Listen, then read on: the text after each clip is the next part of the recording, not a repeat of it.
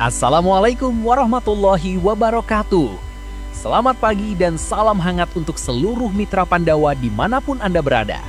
Terima kasih telah setia bersama kami di 103,9 FM Pandawa Radio, radionya Tanjung Pinang. Seperti biasa, kita kembali hadir dalam program Sudut Mata, secuil ulasan kehidupan tokoh bersama Mastur Tahir. Dan pagi ini kita akan membahas tema literasi kepemiluan untuk demokrasi yang lebih berkualitas bersama narasumber kita, Bapak Priyo Handoko SAPMA. Beliau akan berbagi pandangan dan pengetahuan mengenai pentingnya membangun kesadaran serta pemahaman kepemiluan guna memperkuat kualitas demokrasi di Indonesia. Pastinya akan ada banyak wawasan menarik dan pelajaran berharga yang bisa kita petik dari perbincangan pagi ini. Langsung saja, untuk memandu obrolan yang informatif dan penuh makna ini, saya serahkan kepada rekan saya yang sudah siap di studio. Silahkan Bang Mastur.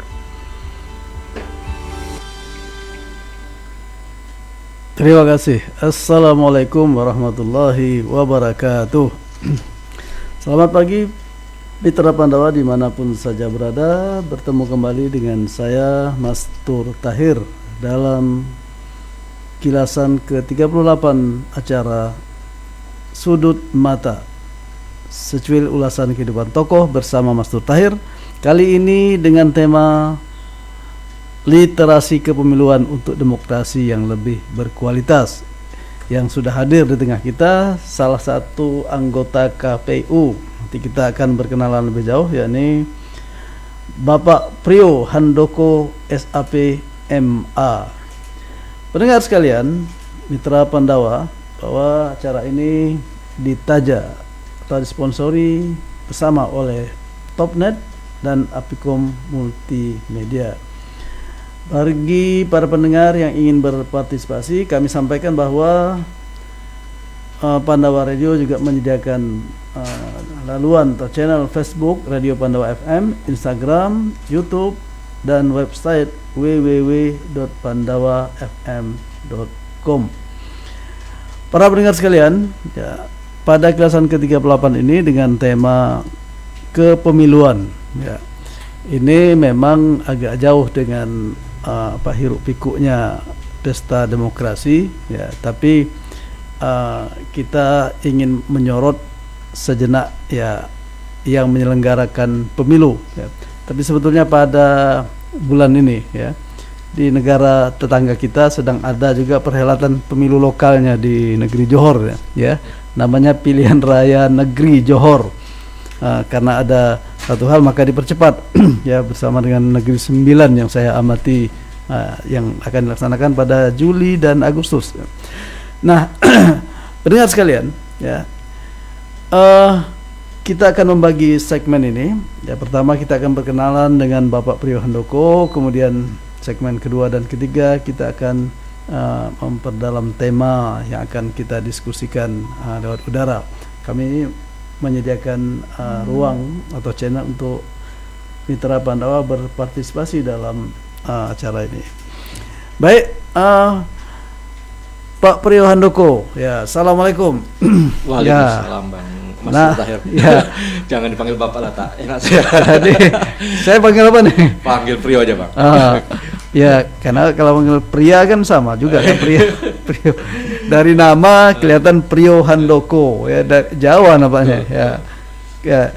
Tapi nanti kita minta beliau berkenalan lebih jauh. Silakan menyapa para pendengar. Bung Priyo Handoko, ya. Baik, selamat pagi. Assalamualaikum warahmatullahi wabarakatuh. Waalaikumsalam. Pendengar Radio Pandawa FM, dimanapun Anda berada, mudah-mudahan pagi hari ini dalam keadaan sehat, dalam keadaan baik, dalam keadaan penuh kelapangan dan lancar rezekinya. Amin, amin. Ya, jelaskan namanya ini kan Priyo Handoko SAPMA. Dari namanya betul nih, orang sukunya Jawa nih. Ya. Betul. Ya. Cuma gitu, Bang. Kalau soal itu saya punya pantun ya, Bang. Ya, silakan ya. Jangan takut untuk tertawa. Iya, betul. Tertawa membuat hati lega. Ya. Meskipun nama saya penuh nuansa Jawa, saya ini asli Budak Dabuk, Kabupaten Lingga. Oh, gitu. Ya, jadi memang ini selalu memicu pertanyaan Bang. Jadi kalau dimanapun dengan terutama dengan yang mungkin baru berkenalan dengan saya. Jadi kalau mendengar nama dan kemudian saya memperkenalkan diri sebagai orang yang lahir di Dabu Singkep Kabupaten Lingga, gitu. banyak yang tidak percaya. Oh iya. Cuma memang keluarga memang dari latar belakang Jawa. Nah, kalau cerita sedikit soal nama nih Bang. Jadi ini efek dari tidak ada yang mau mengalah antara bapak sama mbah lah waktu itu. Maksudnya? Jadi yang satu mau ada prionya, yang satu mau ada handokonya. Jadilah prio handoko itu. Seandainya saat itu ada yang mau ngalah, nah nama saya mungkin Prio Ahmad macam Pak Gubernur kita kan, Pak Ansar Ahmad, atau Prio Ahmad juga seperti Pak Amsar Ahmad misalnya, seperti itulah. Bercanda aja Bang. Tapi ya itulah memang apapun nama itu kan doa dari orang tua. Tapi itu bukti bahwa ternyata memang orang tua itu sudah melakukan dalam istilah politik itu apa namanya, kolaborasi atau apa ya antara partai itu Saya SD di Dabu Bang. Ya, SD di Dabu. SMP di Pinang, SMP 4 karena kebetulan kan bapak lahir Pinang. Jadi naik kelas 2 SMP saya di SMP 4 di Tanjung Pinang, kemudian SMA 1 sampai selesai. Dulu kami keluarga tinggal di Batu 4 Bang, di Gang Teraling itu. Gitu. Ya, saya sebelum melanjutkan saya ingin jawab pantunnya nih. Oh iya, siap. Iya, memang jangan takut untuk tertawa. Ya, hati gembira, tanda bersyukur. Ya. Ternyata kita ini tetangga. Ya, tinggalnya di Dabu di Sungai Lumpur. Iya. Saya pun baru tahu ternyata. Ya. Baik, ini kan namanya Prio Handoko SAP MA. Ya, berarti ini apa nih? SAP ini baru kita dengar nih. Sarjana Administrasi Publik. Sarjana Administrasi Publik. MA-nya Magister of Administration. Jadi S1 saya Administrasi Publik, S2 saya juga Administrasi Publik dengan pengkhususan kebijakan publik. Di mana nih? Kalau S1 di Brawijaya Bang. Di mana? Di Brawijaya Malang. Brawijaya Malang. Ya, kalau dulu singkatannya Unibrau. Kalau sekarang UB nyebutnya Bang. Oh, tidak lagi Brau-Brau itu. Tidak lagi Brau-Brau karena kapan diplesetkan. Kenapa? Kalau B-nya dihilangkan jadi itu Bang. Apa tuh? Unibra jadinya Bang. Apa Unibra tuh? Bra. Jadi agak ini ya. Agak sensitif makanya. Akhirnya sekarang lebih populer dengan UB. Jadi nanti kaum Hawa banyak tidak mau masuk ke sana. Oh gitu ya. Jadi UB ya. UB. Kalau S2-nya di UI Bang. Jadi di UI Jakarta. Gitu ya. Ya. Jadi kalau S1 di Malang, kemudian S2-nya Yogyakarta. Di Jakarta Bang. Di Jakarta ya di tadi. UI, ya SD-nya di Dabu. SD mana nih? SD2 Bang. SD2 sama kita. Taman tahun berapa SD2? Saya berat 91 lupa saya Bang. Oh, saya udah tamat kuliah waktu itu. Iya 92 saya lulus. Iya. Tamat Abang tempat kuliah. Kuliah saya tamat tahun 80 ya. Jadi ada kawan saya yang tetangga kan di bawah rumah, di atas rumah ada pokok saga besar kan. Betul. Lagi kecil sebelum sekolah, saya itu selalu ngambil pokok saga situ. Semua anak Dabu rata-rata main di bawah pohon saga tuh Bang. Pohon saga terbesar di Dabu itulah. Dan permainan saga itu permainan yang sangat menarik waktu kecil dulu. Sama. Ya. Saya termasuk juga ya. Aktivis main buah saga. Aktivis. Ya. Jadi di situ ada kawan sekelas saya namanya siapa? Kami panggilnya Arti. Surtini ya, Suharti ya. Di bawah dekat situ. Ya, itu ada namanya Narno ya. Kemudian sewaktu kita SMA itu ada namanya Purwadi. Saya WA dia. Oh, ini tetangga nih, dia bilang. Oh iya ya. Purwadi kawan waktu aktivis betul itu waktu itu namanya Itisan. Ittihadu Sababul Muslimin. Kami aktif di situ. Persatuan Remaja Muslim ya berpusat di Masjid Al-Falah. Itu tahun 86 lah ya gitu. 86 saya kuliah, 92 tamat. Dan setahu saya lah kita bertemunya itu pada saat baca puisi itu ya.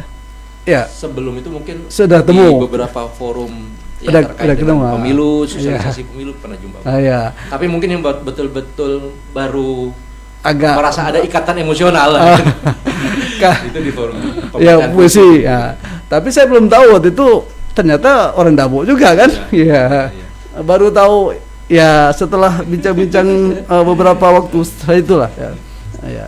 Dan yang membuat saya salut itu pertama sebagai aktivis politis lah ya, sebagai anggota KPU, pegiat pelaksana pemilu, kemudian juga ternyata punya hobi membaca puisi dan bahkan menulis puisi ya. Alhamdulillah. Saya ya mendengar puisinya itu kemarin ya agak tertarik juga saya, bukan agak tertarik, agak unik anunya, yang puisi dibacakan waktu itu kita sama di mana? Tugu Proklamasi ya. Proklamasi. Dan bahkan menulis buku ya. Alhamdulillah adalah beberapa buku yang ada beberapa buku tentang saya tulis. Kumpulan puisi ada Bang. Satu. Terus kumpulan cerpen satu. Kan betul-betul penulis ini. Terus lagi. Kemudian ada beberapa buku yang ya temanya soal politik dan demokrasi, pemilu, pemerintahan Bang. Jadi ada kalau buku pemilu yang bertemakan kepemiluan itu sudah 2 yang saya tulis. Ini sedang proses yang ketiga. Kalau yang pertama itu judulnya DPT di balik layar. Itu bercerita tentang proses penyusunan daftar pemilih di pemilu 2019. Penerbitnya KPU RI. DPT di balik layar. DPT di balik layar. Oh, nanti kita berdalam pada saat menjelang gitulah. Iya, dan waktu mungkin bisa kita bahas secara khusus. Iya.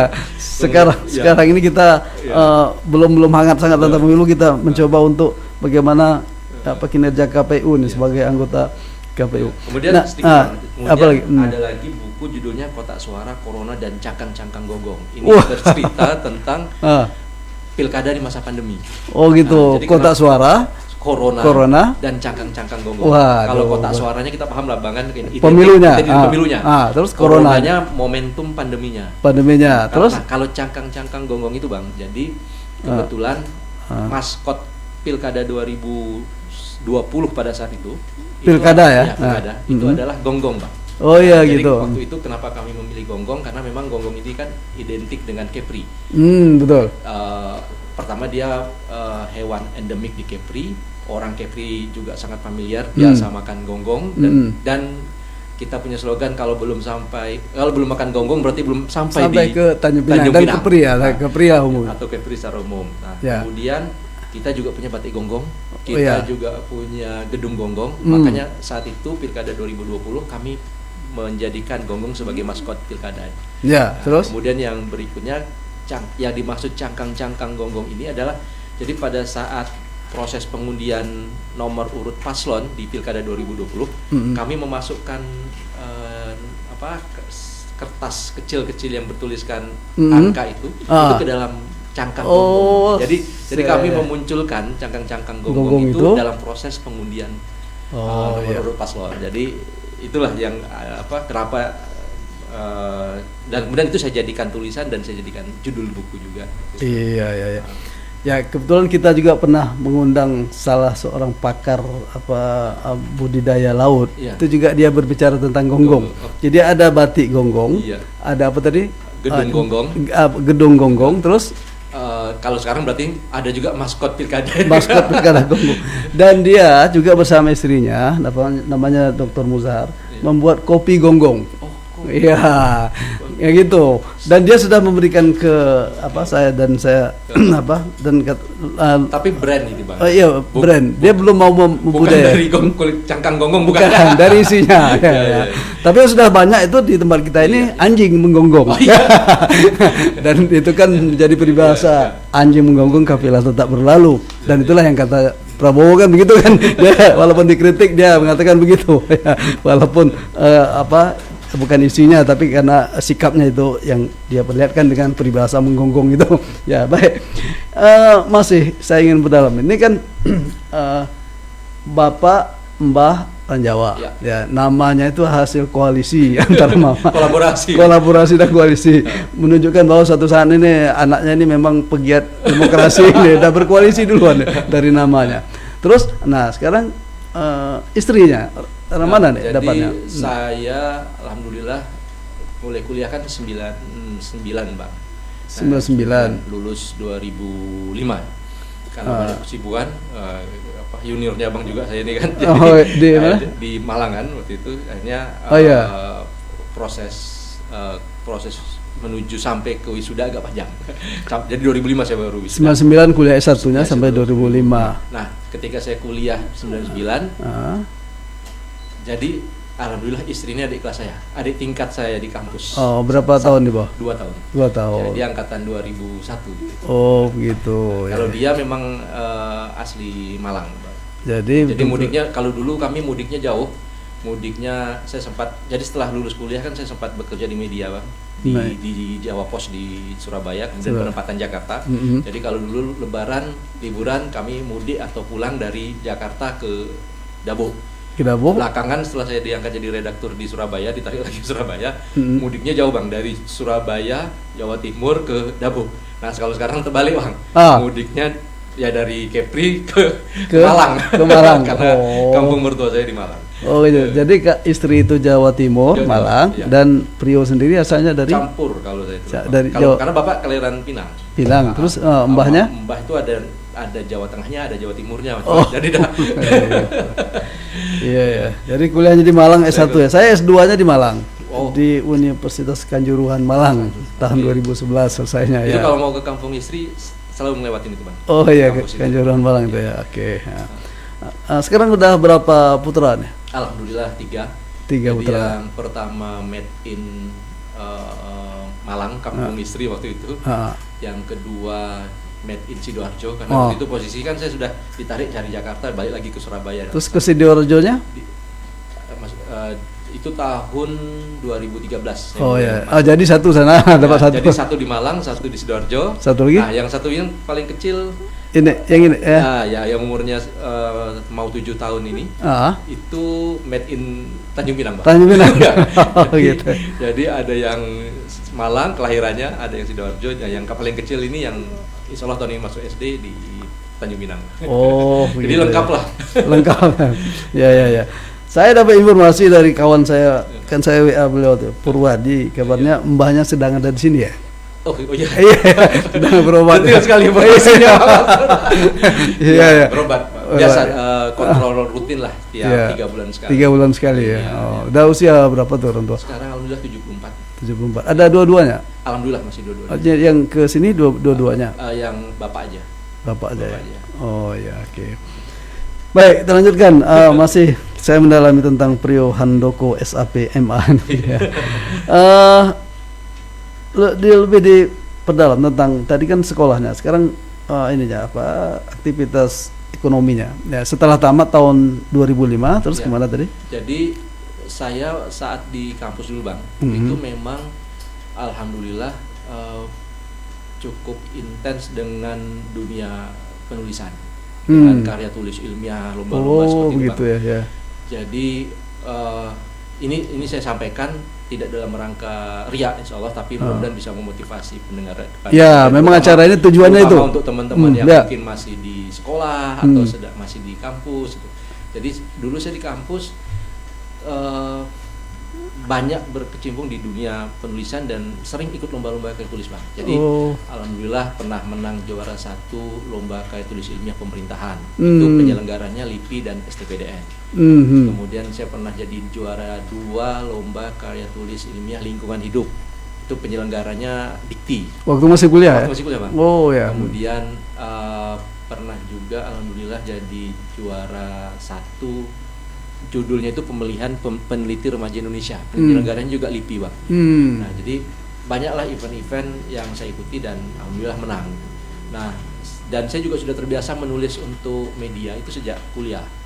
Jadi puluhan tulisan nyebarlah sejak di kuliah itu di beberapa media, ada di Jawa Pos, kemudian di Kompas, kemudian di Tribun dan beberapa media-media lain lah di seluruh Indonesia, bahkan Kalimantan, Sulawesi itu saya tembak semua, Bang. Saya kirimkan semua tulisan saya ke gitu, ya. Karena pada saat itu prinsip saya banyak nulis, banyak mengirimkan tulisan. Insya Allah peluang untuk dimuat lebih besar seperti itu, Bang. Begitu ya. Jadi setelah kuliah saya masih 1 tahun itu masih di dunia riset, survei dan sebagainya. Tapi kemudian mulai 2006 saya gabung ke Jawa Pos itu, Bang. Jawa Pos 3 bulan di Surabaya. Waktu itu masih Pak Rida di Kalau Riau kami Pos. Pak Rida masih di Riau Pos. Jaktim. Kalau Ya. kami di Jawa Pos dengan Pak Dahlan.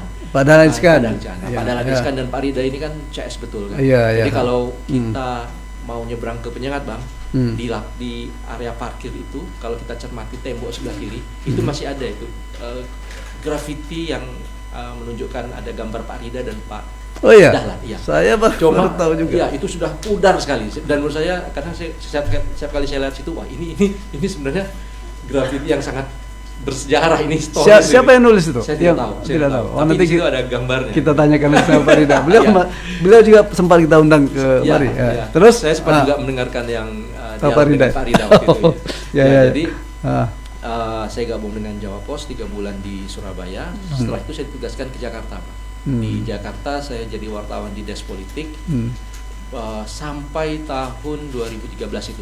Oh. Jadi full pengalaman jurnalistik saya di Jakarta itu adalah pengalaman liputan politik sebenarnya. Lebih 10 Meskipun tahun. ya di Jakartanya sekitar Ya. 6-7 tahun. Ya total Kalau total sampai kemudian saya ditarik lagi ke Surabaya jadi redaktur, itu berarti 13 tahun lah saya di Jawa Pos, Pak. wah, gitu ya. Terus Jadi setelah itu 2018 ya saya tidak tahu kok kenapa tiba-tiba dapat semacam inspirasi atau dan ilham untuk- atau namanya apa tadi inspirasi bisa jadi lah.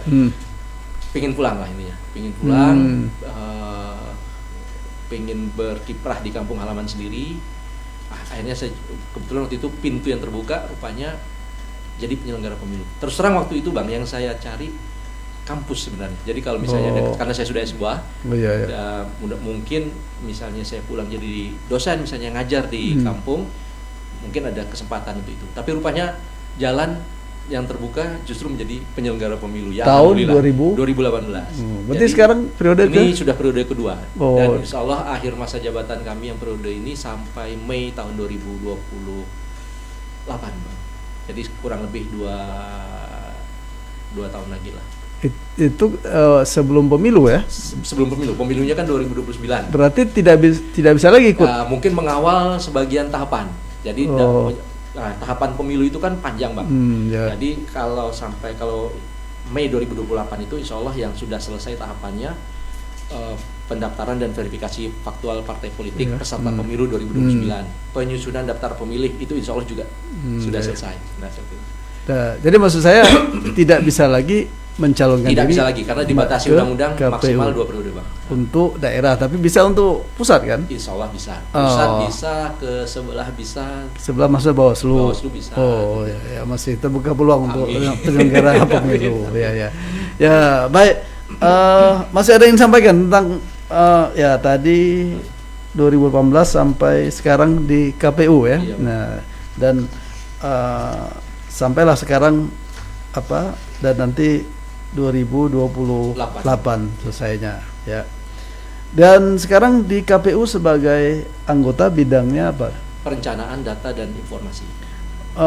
Struktur KPU itu bagaimana? Jadi kami prinsipnya 5 orang. 5 orang ya, terus kemudian ketua setelah satu. dilantik, Ya. kami melaksanakan pleno. Oh, jadi belum ada komposisi, Belum Pak? ada. Oh ya, terus? Jadi kami melaksanakan pleno internal, pleno tertutup. Kami bermusyawarah lah di situ, memutuskan siapa yang jadi ketua, siapa yang mengisi divisi-divisi. Jadi kalau ketua itu juga dia menjadi ketua divisi, Pak. Jadi ketua itu kan dia menjalankan peran keluar untuk komunikasi keluar. Tapi dia juga mau memegang Manage di dalam satu divisi. Oh, satu jadi divisi dalam. kalau kami di KPU itu ada 5 divisi. Jadi kalau ketua itu otomatis dia menjadi ketua divisi keuangan umum dan logistik. Terus? Itu otomatis. Kemudian ada divisi Sosdikli, sosialisasi pendidikan pemilih, Parmas dan SDM. Kemudian ada sosialisasi hukum dan pengawasan, divisi hukum dan pengawasan. Kemudian divisi teknis penyelenggaraan dan divisi perencanaan data dan informasi. Nah, saya di divisi perencanaan data dan informasi. Oh, jadi ya, di KPU itu ada 5 orang. Satu disebut ketua, yang lainnya sebut anggota saja, bukan wakil ketua. Enggak ada wakil ketua. Jadi anggota. Jadi ketua itu juga anggota. Ketua merangkap anggota. Nah. Yang lain anggota merangkap ketua. Ya, ketua divisi. Oh iya. Gitu. Baik, pendengar sekalian, itu perbincangan kita tentang siapa beliau ini, Prio Handoko SAPMA. Nah, kita akan lanjutkan ke tema yang sudah kita sepakati, yakni literasi kepemiluan untuk demokrasi yang lebih berkualitas. Secara umum, ya silakan sampaikan. Ya, kita juga bertanya-tanya ini, istilahnya literasi kepemiluan. Ya, saya masih asing dengan makna literasi kepemiluan ini. Mungkin juga masyarakat sebagian besar ya, untuk demokrasi yang lebih berkualitas. Bisa jelaskan apa yang maksud dengan literasi kepemiluan itu? Ya, jadi kami di KPU ini memang semakin gencar Bang untuk mempopulerkan istilah literasi kepemiluan. Karena kami meyakini bahwa literasi itu adalah kunci bagi lahirnya pemilih-pemilih yang cerdas, dan pemilih-pemilih cerdas itu juga adalah kunci untuk terciptanya pemilu yang berkualitas. Jadi kalau kita kembali ke akar katanya literasi ini kan berasal dari bahasa Latin yang literatus ya. Literatus itu artinya orang yang belajar. Dan di dalam dalam perkembangannya di Indonesia ini kan berkembang banyak. Jadi kita mengenal ada literasi media, ada literasi digital, ada literasi keuangan, ada literasi budaya dan seterusnya. Jadi pada intinya semua ini mengarah kepada kemampuan seseorang untuk tidak hanya membaca tapi memahami konteks apa yang dia baca. Ya, itulah makna secara umumnya literasi kan seperti itu. Jadi kita banyak sekali definisi Bang. Jadi kalau definisi literasi itu ada yang bilang mampu memahami, mampu memilah, mampu membedakan mana informasi dengan disinformasi, malinformasi atau misinformasi seperti itu. Tapi kan pada intinya dari semua definisi itu banyak pakar juga termasuk UNESCO itu menyederhanakan sebenarnya literasi itu ya kemampuan membaca dan menulis, itu saja sebenarnya. Oh begitu ya. Jadi kalau kita kembali ke konteks literasi kepemiluan, ya berarti sebenarnya secara sederhana itu bisa dimaknai sebagai bentuk kemampuan kita untuk memahami, mengetahui dan memiliki keterampilan terhadap setiap hal yang berhubungan dengan kepemiluan seperti itu Bang. Jadi contoh paling sederhana misalnya gini, kalau kita bicara literasi kepemiluan, hal yang paling sederhana misalnya kapan pemilu akan dilaksanakan. Itu juga ketika orang tahu itu kita anggap juga bagian dari dia paham, artinya dia literasi kepemiluannya cukup baik seperti itu. Jadi ini sebenarnya berhubungan juga dengan sosialisasi dan pendidikan pemilih. Itu satu rangkaian seperti itu. Baik, nanti kita akan perdalam tentang literasi kepemiluan itu. Tapi secara umum kita sudah dapat menangkap bahwa literasi itu secara sederhana adalah membaca, menulis dan memahami apa yang dibaca dan ditulis ya. Baik, pendengar sekalian, kita akan lanjutkan perbincangan kita dengan Bung Prio Handoko, anggota KPU Provinsi Kepri. Kita lewatkan yang satu ini. Anda masih bersama 103,9 FM Pandawa Radio.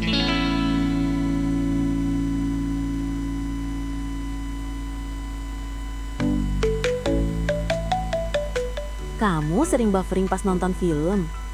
Atau internet putus nyambung saat kerja? Saatnya pindah ke Topnet, solusi internet fiber cepat dan stabil. Sekarang, kamu nggak perlu khawatir lagi. Topnet kini hadir di Tanjung Pinang. Internet cepat, stabil, dan tanpa batas. Cocok banget buat streaming, gaming, video call, dan kerja online tanpa hambatan. Internet rumah nggak harus ribet. Tinggal pakai Topnet, semuanya lancar. Atau kunjungi website kami di www.top.net.id. Nunggu apa lagi? Daftar sekarang juga di 021 5084 7773. Topnet, internet cepat tanpa batas. Assalamualaikum, Bang Mat. Oh, Bang Mat. Waalaikumsalam. Kenapa pulang kau, Din? Macam orang dikejar hantu ku tengok. Bang Mat, saya ni diminta tolong sama si Awang. malam tadi rumah dia tu masuk perampok. Jadi dia bilang Bang Mat tahu kat mana rumah orang pandai. Hai, orang pandai apa pula, Din? Orang pandai lah yang maksudnya bisa nengok-nengok apa benda yang hilang di rumah si Awang tu. Zaman macam gini, Din, engkau masih percaya dengan benda-benda seperti itu, Din? Sekarang orang sudah pakai CCTV. Apa benda pula bang CCTV tu? CCTV itu semacam kamera yang bisa merekam peristiwa yang telah terjadi. Ingin rumah, kantor, serta tempat usaha Anda menggunakan CCTV? Atau Anda ingin mendesain web, pemrograman, serta memasang instalasi internet? Segera hubungi kami, CV Aviko Multimedia, Jalan Abadi Kilometer 8 atas Tanjung Pinang, telepon 0771 444 3216. Kami siap membantu Anda. Aviko Multimedia, the best IT solution.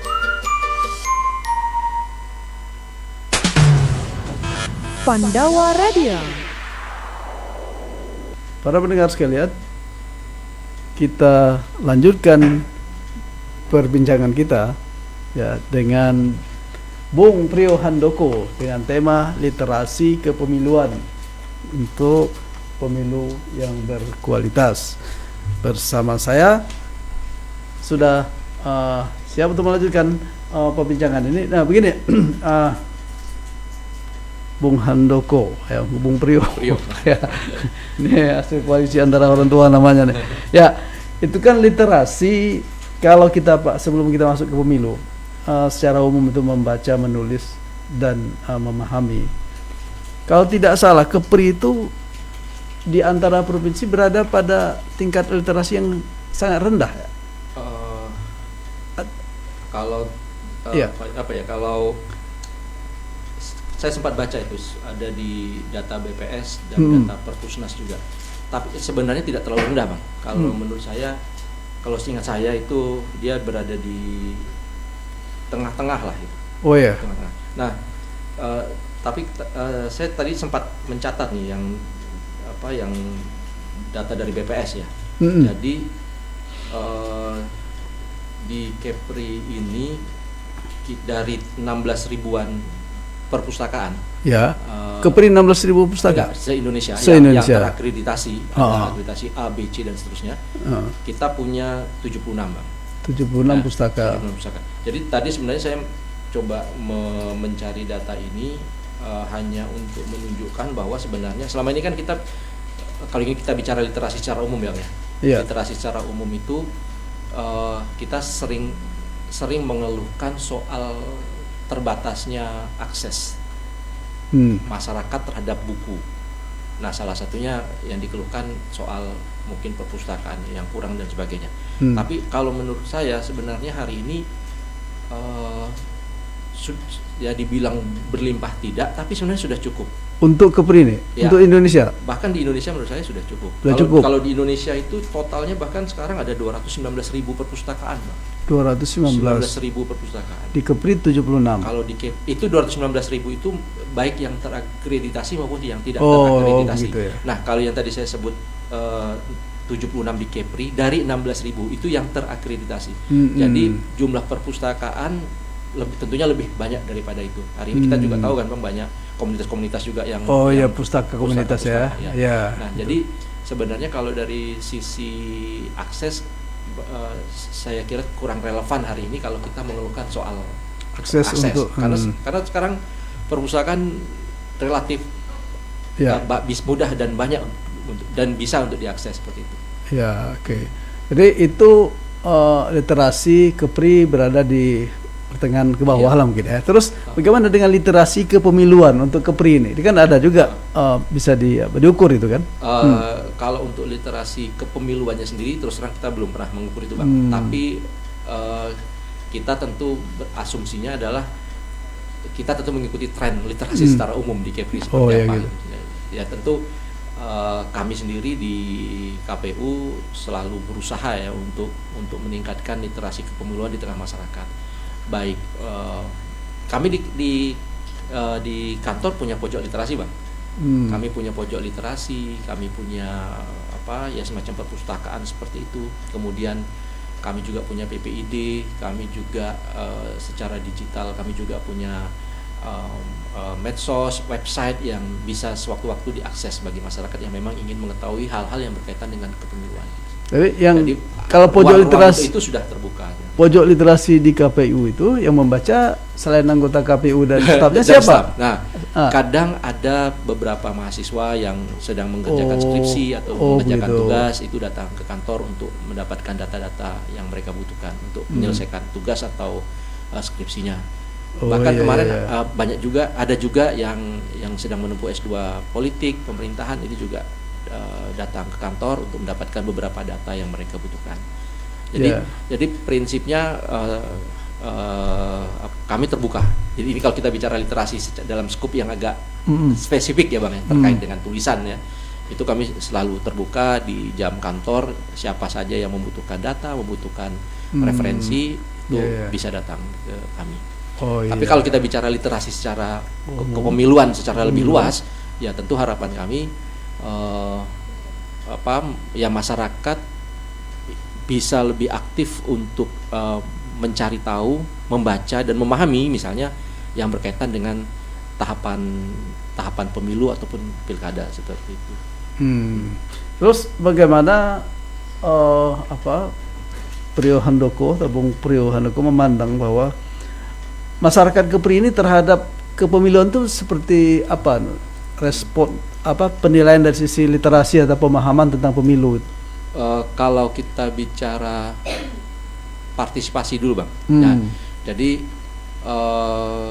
2019 dan kemudian berlanjut di 2024 ini partisipasi pemilih kita baik.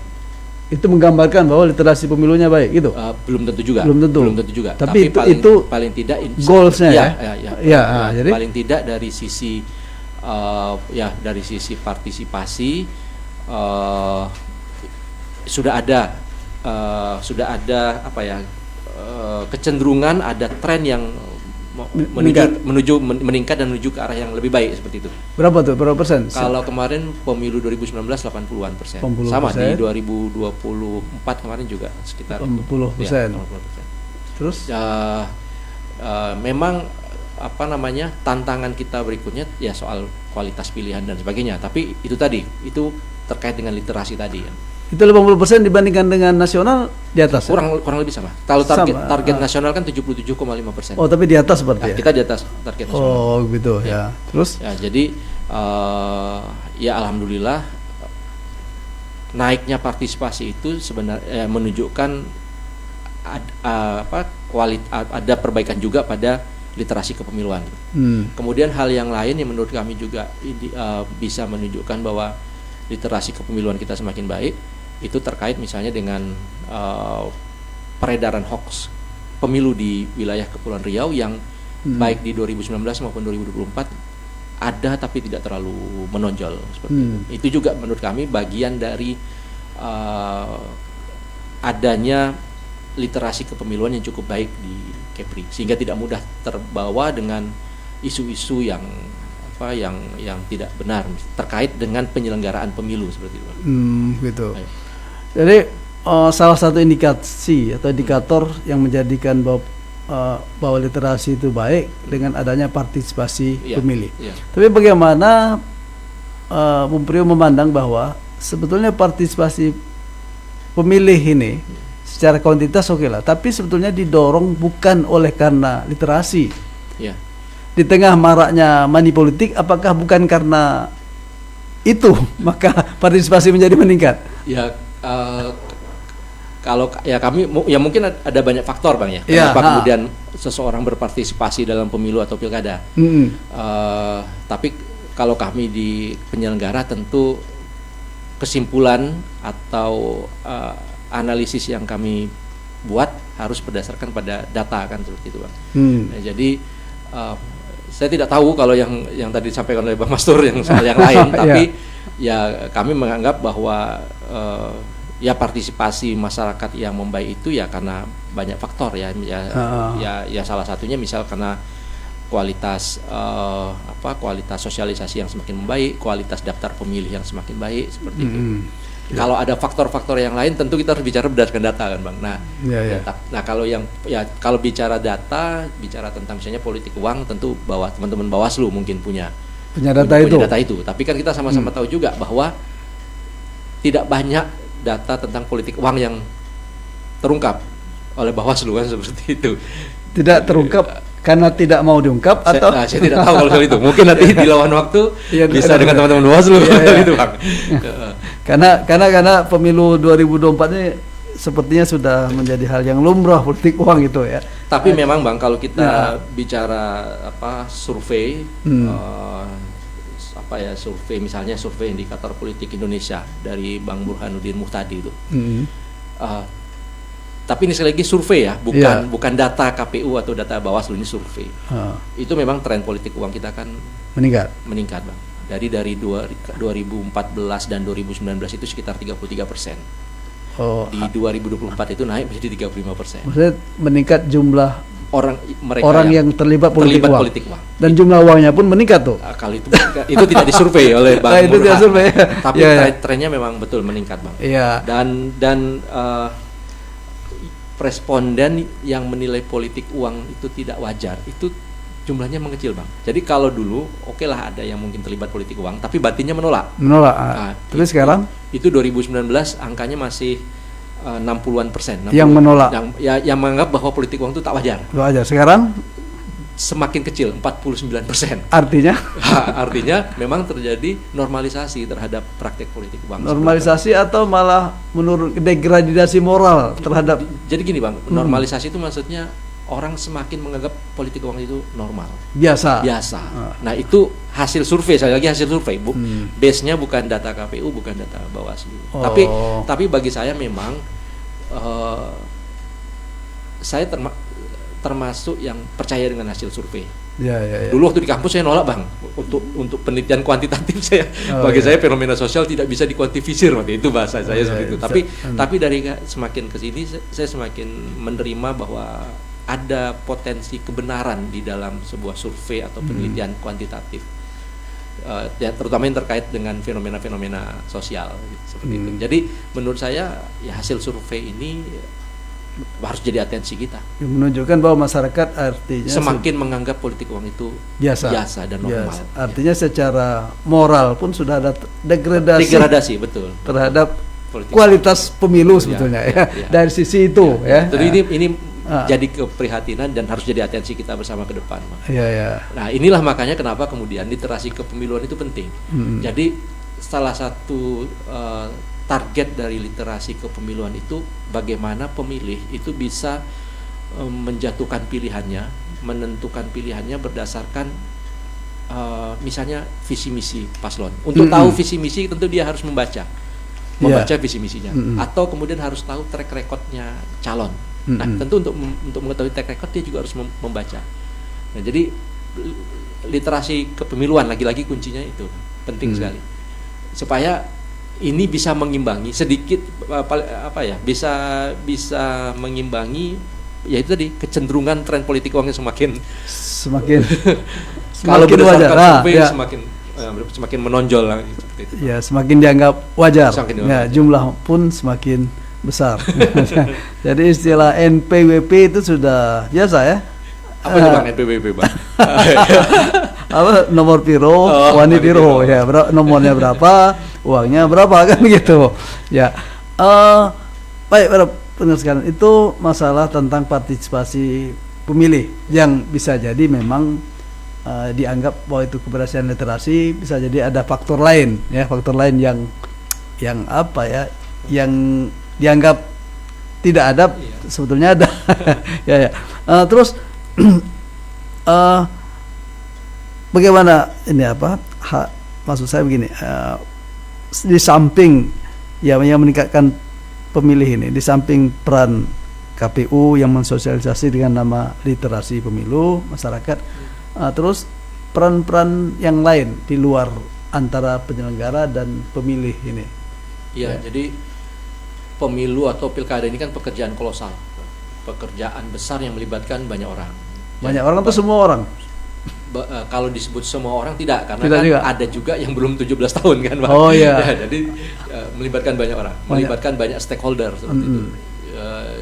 Karena itu satu, kami menyadari bahwa koordinasi itu penting. Koordinasi penting, dan kalau kita bicara ekosistem pemilu itu kan tidak hanya penyelenggara pemilu, tidak hanya pemilih, tidak hanya peserta pemilu, tapi Jadi juga peserta pemilu, partai politik dan iya, calonnya, iya. pemilih dan penyelenggara. Penyelenggara Kalau itu- istilah saya itu ekosistem intinya. Tapi di luar itu ada pemerintah di situ, ada TNI Polri di situ, ada teman-teman pegiat dan pemerhati pemilu, ada ormas, ada OKP, ada kampus, termasuk media massa. Jadi ini semua tanpa henti terus kami libatkan dalam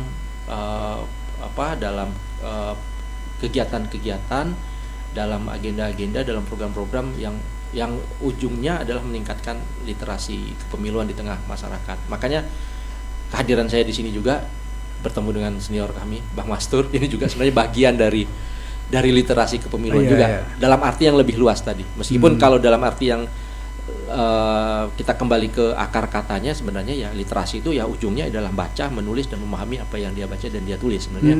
Itu. Tapi kalau kita perluas lagi, ya perbicaraan seperti ini juga sebenarnya bagian dari literasi juga. Jadi yang harus dilakukan dan KPU penyelenggara itu melakukan sosialisasi dengan nama literasi itu. Sementara hal lain itu ya perannya kita harapkan seperti pemerintah, TNI, Iya. ormas itu Nah, juga sama-sama ya. Walaupun sebetulnya tidak tahu peran mereka itu sangat besar ya, karena mereka punya kekuatan dan kekuasaan.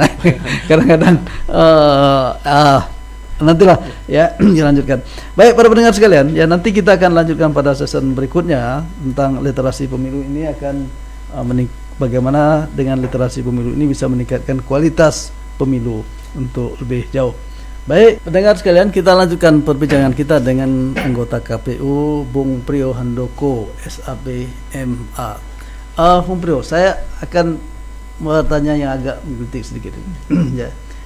Ini ada sebagian masyarakat, terutama kalangan intelektual, ya, memperhatikan kondisi bangsa yang dirasakan ya saat ini. Ya. Lantas ya, KPU ini kan bagian dari penyelenggara pemilu, dan pemilu itu adalah sistem demokrasi di Indonesia yang diberlakukan ya.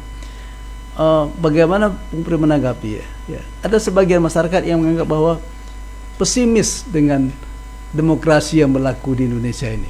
Ya, jadi sementara satu sisi KPU melaksanakan sosialisasi dengan bahasa literasi pemilu, tapi sebetulnya sebagai masyarakat pesimis karena siapapun yang dihasilkan dengan sistem pemilu semacam ini, toh menghasilkan bukan pemimpin yang berpihak kepada masyarakat. Ini sebagian pandangan masyarakat.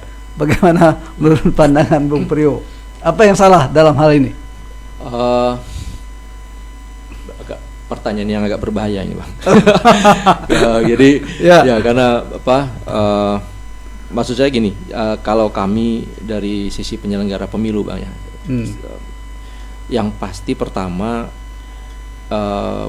sejak bangsa ini berdiri, para founding fathers kita itu, para mothers finding itu para pendiri bangsa kita itu sudah berdiskusi panjang, sudah berdebat panjang, dan sampai pada satu kesimpulan bahwa negara ini dijalankan berdasarkan kedaulatan rakyat. Ya, jadi negara disusun, pemerintahan itu dibentuk berdasarkan prinsip kedaulatan rakyat. Nah, prinsip kedaulatan rakyat itulah yang kemudian menjadi ruh dari apa yang hari ini kita kenal sebagai demokrasi. Jadi kita sudah memilih untuk berdemokrasi. Dan setelah reformasi 1998, konstitusi itu diamandemen sampai 4 kali. Yang terjadi adalah kita semakin meneguhkan diri sebagai negara yang berdemokrasi, Bang. Jadi tidak ada ruang untuk mundur. Ya, pilihannya adalah ya kita harus berdemokrasi. Nah, demokrasi itu kan sebenarnya kalau menurut saya itu ruang yang membuka, yang terbuka dengan berbagai macam kemungkinan. Nah, tadi sudah saya sampaikan bahwa dalam ekosistem pemilu atau ekosistem demokrasi itu kan yang intinya ada 3. Ada di situ ada pemilih, ada pesertanya, dan ada penyelenggaranya. Nah, jadi kunci apakah demokrasi itu bisa menghasilkan output yang berkualitas, yang baik, yang sesuai harapan kita, itu kembali ke 3 hal ini: penyelenggaranya, pesertanya, dan pemilihnya. Jadi 3-tiganya ini yang harus, kalau kita ingin ini lebih baik, 3-tiganya ini yang harus kita perbaiki, yang harus kita sempurnakan. Jadi kalau hari ini masih ada yang pesimis, masih ada yang tidak percaya dengan nasib output dari proses demokrasi kita ke depan, ya mari bersama-sama mulai sekarang nih. Mulai sekarang, mumpung tahapan pemilunya belum dimulai, mari bersama-sama kita tingkatkan literasi kepemiluan kita, supaya 3 hal ini sama-sama membaik. Jadi penyelenggaranya membaik, lebih baik lagi, pemilihnya juga lebih baik lagi, lebih cerdas, tidak termakan dengan politik uang, peserta pemilunya juga punya komitmen untuk menciptakan pemilu yang lebih baik dengan menyediakan calon-calon kader-kader yang juga yang punya kualitas baik seperti itu, Bang. Jadi silakan pesimis, tapi kalau kami tetap akan mengajak, ayo kita tetap berharap, tetap optimis dengan pemilu ke depan. Ya, penyelenggara, peserta, dan pemilih itu yang diharapkan untuk yang lebih baik. Ya. Tapi barangkali faktor X, artinya yang walaupun sudah dilaksanakan secara baik 3 ini, tapi ada faktor X di luar itu yang mempengaruhi, sehingga kualitas kepemiluan kita menjadi tidak tercapai. Kalau 3 hal ini baik, Bang, jadi pemilihnya baik, pesertanya baik, penyelenggara baik. Kalaupun ada faktor X di luar itu nggak akan, pengaruhnya minimal.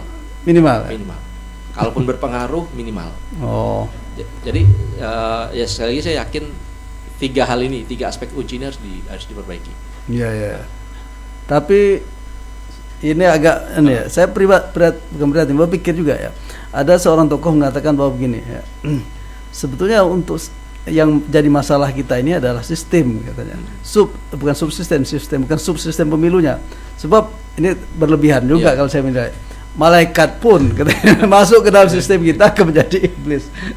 Jadi yang semacam itu timbul perkataan yang ya sebetulnya kita tidak setuju juga, tapi barangkali ada benarnya.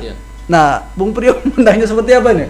Artinya kalaupun pemilunya bagus, tapi sistem secara keseluruhan penyelenggaranya kurang bagus, bagaimana pemilu ini bisa merubah ini? Kalau kita bicara sistem, ini kan sekarang sedang dibahas nih, Bang, di DPR bersama pemerintah untuk revisi Undang-Undang 7 2017-nya. Undang-Undang pemilunya. Undang-Undang pemilunya. Kita belum tahu nanti nih endingnya seperti apa, sistemnya nanti jadi seperti apa. Tapi sekali lagi saya secara pribadi meyakini bahwa sistem itu punya pengaruh, tapi mereka yang hidup di dalam sistem, yang menjalankan sistem itu justru yang punya pengaruh lebih besar. Yang menjalankan sistem itu punya pengaruh yang lebih besar. Ya, jadi siapa saja yang kemudian bisa mempengaruhi, yang bisa berkiprah di situ ya. Ya tadi saya sampaikan, di situ ada peran pemilihnya, di situ ada peran penyelenggaranya, dan ada peran peserta pemilunya itu. Sistem ini kan kita bicara tentang aturan main, Bang. Aturan main. Memang ada plus minus. Secara politik ada plus minus, tapi kalau kita bicara output, maka sistem itu menurut saya dia masih bisa dipengaruhi oleh kualitas outputnya masih bisa dipengaruhi oleh kualitas yang 3 aspek tadi itu, pemilih, penyelenggara, dan peserta pemilu. Apalagi kalau penyelenggara itu memang orang yang pas duduk di situ ya. Insya Allah. Gitu. Yang jadi masalah tuh kalau yang duduk di situ yang tidak pasnya, itu yang membuat penyelenggaranya jadi kurang berkualitas. Seleksi penyelenggara itu penting, Bang. Seleksi penyelenggara itu penting, mulai level RI, provinsi, kabupaten, kota, sampai nanti ada yang kami sebut ad hoc ya di tingkat kecamatan dan kelurahan desa, sampai yang di level TPS. Gitu. Ya, tidak hanya bicara kapasitas tapi juga integritas mereka. Oke. Nah, cuma ke depan ini sedikit nambahin Bang. Saya berharap banyak dengan teman-teman Gen Z sebenarnya. Jadi kalau dalam daftar pemilih kita di pemilu 2019, Gen Z itu 23%.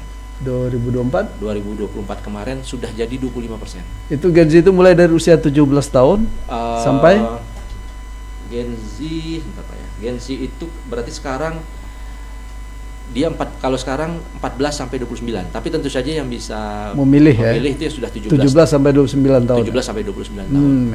Ya. Nah, tentu proporsinya akan bertambah besar Bang, nanti di 2029 akan bertambah besar. Nah, banyak studi, banyak kajian belakangan ini yang menunjukkan bahwa Gen Z itu ternyata tidak apolitis. Ya. Ternyata jadi beberapa dinamika politik nasional yang belakangan terjadi, terutama sejak 2019, 2019, kemudian di 2024 kemarin, itu menunjukkan adanya kontribusi yang besar dari Gen Z. Dan mereka mewarnai itu dengan berbagai macam cara Bang. Ada yang konvensional seperti gaya Bang Mastur zaman dulu, demo turun. Ada juga yang bermain di ranah medsos, dan itu efeknya juga luar biasa. Nah, jadi kalau ada yang pesimis, saya termasuk yang hari ini masih tetap optimis dengan masa depan. Ya, memang harus optimis kita. Ya, dan optimisme saya itu tidak berangkat dari ruang kosong Bang. Artinya ada data-data yang bisa saya jadikan pegangan, dan itu menurut saya relevan. Ya, salah satunya adalah semakin besarnya proporsi Gen Z di dalam daftar pemilih kita, terutama nanti. Jadi 2019 tadi 23%, 2024 kemarin naik jadi 25%, nanti 2029 kemungkinannya perkiraan bisa 20 bahkan 28 sampai 29%. Naik 2% atau 3% lagi 3% ya? seperti itu. Betul. Nah, dan balik lagi tadi, Gen Z ini ternyata tidak apolitis, dan ternyata mereka juga bisa menunjukkan menunjukkan partisipasi politik yang berkualitas Bang. Nah, ya, dan menurut saya ya kepada mereka inilah kita bisa mengharapkan akan adanya perubahan-perubahan di 2029. Misalnya salah satu perubahannya adalah politik uang. Mudah-mudahan Gen Z ini tidak tertular dengan virus politik uang. Dan mudah-mudahan mereka juga bisa menjadi penawar. Jadi mengurangi praktik politik uang di 2029. Apalagi mereka ini kan hobi Bang dengan men-share segala sesuatu di dunia maya. Jadi ya kalau ada yang begitu-begitu, saya yakin 2029 mereka tidak akan takut itu untuk men-share. Misalnya mereka tiba-tiba mendapat tawaran untuk menerima atau menjadi bagian dari tim politik uang misalnya. Itu mereka tidak akan ragu-ragu untuk men-share informasi itu kepada publik. Nah, ini menurut saya salah satu kekuatan Gen Z, dan insya Allah akan berpengaruh besar terhadap demokrasi di 2029. Ya betul. Kalau lihat fenomena sekarang, anak-anak muda itu tidak anti politik, dan bahkan tidak anti itu terlalu, tapi tengah-tengah yang tidak peduli politik juga tidak. Tapi yang kita khawatirkan mereka anti dengan partai politik, itu yang kita khawatir. Berpolitik tapi dengan partai seakan-akan tidak percaya karena mereka pandang ulah dari pemimpin partai yang agak nyeleneh sedikit, tak sedikit tak banyak, Allah alam deh.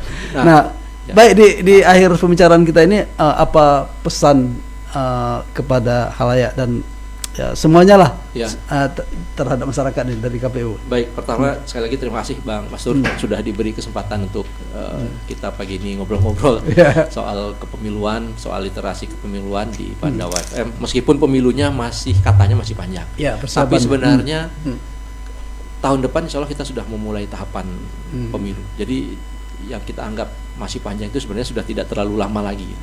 Nah, dalam kaitan itu dan kemudian tantangan 2029, menurut saya 2029 ini tidak lebih mudah daripada 2024, karena tentu dinamika politiknya akan berbeda. Kemudian kita belum tahu juga nih nanti apakah pemilu jadi dipisah antara pemilu nasional dan pemilu daerah, nasional dan daerah, meskipun sudah ada putusan MK-nya, tapi kita belum tahu nanti nih kira-kira akan tapi harus kan mengikuti putusan MK kan? putusan MK itu Harus diikut. inkrah, kan? Iya, Final tidak dan- bisa tidak kan? Ya, final dan Iya. mengikat. Iya. Ya,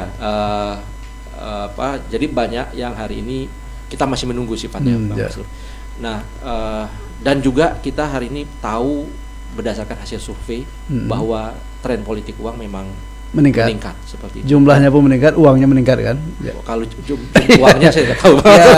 Ya itu tahu sama tahu. Ya, jadi Oke. di tengah segala macam situasi itu, Hmm. memang ke depan kita harus terus mendorong penguatan literasi kepemiluan Ya, di tengah oke. masyarakat. Jadi literasi kepemiluan itu ya artinya apa yang kita pahami, apa yang kita tahu itu base-nya, sumbernya jelas. Ya. Jadi kalau misalnya kita menilai pemilu A, dasarnya harus ada. Jadi tidak berdasarkan asumsi, tidak berdasarkan halusinasi atau kemudian perkiraan-perkiraan, tapi betul-betul berdasarkan informasi data yang tertulis seperti itu. Ya, Termasuk oke. masyarakat pun ketika nanti tiba di hari pemungutan suara, ya ketika menggunakan hak pilihnya tentu juga harus berdasarkan pada data. Jadi apa sih yang ditawarkan oleh peserta pemilu, apa yang tertulis, apa yang kemudian itu bisa kita baca dan kita pahami seperti itu. Makanya literasi kepemiluan ini penting, terutama teman-teman Gen Z. Jadi tapi insya Allah saya semakin meyakini bahwa Gen Z juga bukan generasi yang mudah terprovokasi dengan misinformasi dan disinformasi. Jadi ya mudah-mudahan ya dengan ini semua 2029 bisa sesuai yang kita harapkan, pemilu berjalan lancar, baik dan semakin berkualitas. Jadi tidak ada lagi anggapan atau kecurigaan terhadap hasil-hasil pemilu. Kan ini lazim banget. Iya. KPU ini kan kalau Dicurigai memang. selalu seperti itu. Jadi Ya. dilupakan oleh yang menang, tapi juga selalu dicaci maki oleh yang Yang kalah. seperti itu. Jadi ya ke depan mudah-mudahan lebih baik untuk semuanya. Karena sekali lagi literasi kepemiluan ini penting untuk memastikan bahwa pemilu itu lebih legitimate dan lebih berkualitas seperti itu. sehingga kita dapat membangun bangsa ini dengan lebih baik Ya, lagi. lebih Ya. baik, betul. Ya. Mitra Pandawa dimanapun saja berada, sebetulnya masih banyak hal yang mesti kita perdalam tentang pemilu ini. Tapi secara umum ya kita sudah diberikan pencerahan bahwa walaupun masih jauh-jauh hari kita menghadapi pemilihan umum, tetapi setidaknya kita juga harus mengenal ya paling tidak kapan itu pemilu, bagaimana sistemnya, apalagi akan berubah dalam waktu dekat ini. Dan terima kasih kita ucapkan kepada Bung Priyo Handoko, ya, salah satu anggota KPU Provinsi yang sudah hadir di Radio Pandawa pada acara Sudut Mata Kilasan ke-38. Terima kasih Bung Handoko dan Terima kasih, Bang Master. kepada semuanya. Sampai jumpa pada momen berikutnya. Demikian saja. Selamat siang, bila taufiq wal hidayah. Wassalamualaikum warahmatullahi wabarakatuh. Waalaikumsalam warahmatullahi wabarakatuh. Tidak terasa, Mitra Pandawa, kita telah sampai di penghujung perbincangan dalam program Sudut Mata, secuil ulasan kehidupan tokoh edisi kali ini. Terima kasih kami sampaikan kepada Bapak Priyo Handoko SAPMA atas waktu, pemikiran, dan wawasan yang telah dibagikan kepada kita semua melalui tema literasi kepemiluan untuk demokrasi yang lebih berkualitas. Semoga apa yang telah disampaikan dapat menambah pemahaman kita tentang pentingnya literasi kepemiluan, sehingga kita mampu menjadi warga negara yang cerdas, kritis, dan bertanggung jawab dalam setiap proses demokrasi. Terima kasih juga kepada seluruh Mitra Pandawa yang telah setia menyimak perbincangan pagi ini. Semoga diskusi yang telah kita ikuti bersama dapat memberikan manfaat, memperluas wawasan, serta mendorong kita untuk terus berpartisipasi aktif dalam memperkuat demokrasi yang berkualitas di Indonesia. Saya pamit undur diri, tetap setia bersama 103,9 FM Pandawa Radio, radionya Tanjung Pinang. Sampai jumpa pada perbincangan inspiratif berikutnya di Sudut Mata, secuil ulasan kehidupan tokoh bersama Mastur Taher. Wassalamualaikum warahmatullahi wabarakatuh.